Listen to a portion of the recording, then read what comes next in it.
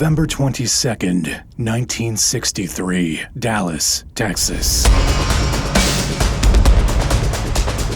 A day of promise, shattered by the shockwave of assassination. As President John F. Kennedy's motorcade moves through Dealey Plaza, dozens of bystanders capture the moment on film, recording history as it crumbles. The flash, apparently official, President Kennedy died at 1 p.m. Central Standard Time. But one figure stands apart.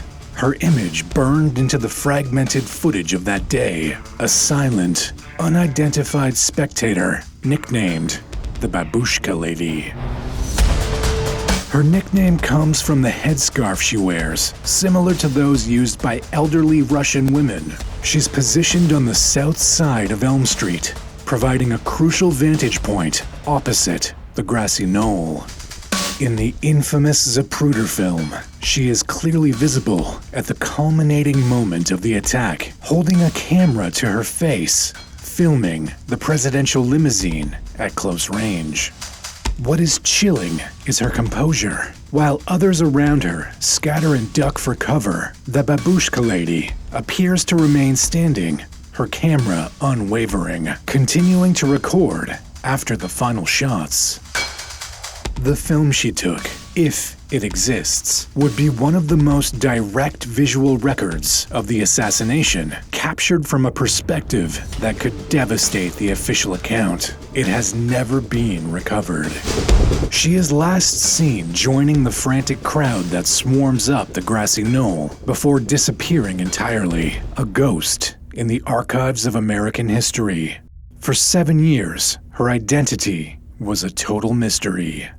When I first heard a noise, I was not aware that that was a shot being fired, and maybe perhaps that's why I continued to film. But in 1970, a woman named Beverly Oliver comes forward and claims to be the mystery witness, stating she was just 17 years old at the time of the tragedy. I know where I thought the shots came from. It was the picket fence area. And that around that large tree, there was a figure there and there was smoke there. And no one will ever convince me any differently. Oliver's story is the stuff of conspiracy. She claims she filmed the events with a Super 8 camera, and that just 3 days later, 2 men, identifying themselves as FBI agents, confiscated the camera and the film. Public skepticism is immediate. Records show the Super 8 film format was not commercially available until 1965, 2 years after the assassination. Oliver later insists it was an experimental prototype. Moreover, the House Select Committee on Assassinations later reports they were unable to locate any film attributed to the Babushka Lady, officially classifying her footage as lost. When testifying to the Assassination Records Review Board, Oliver added a final, stark detail to her account. She claimed to have surrendered the camera out of fear.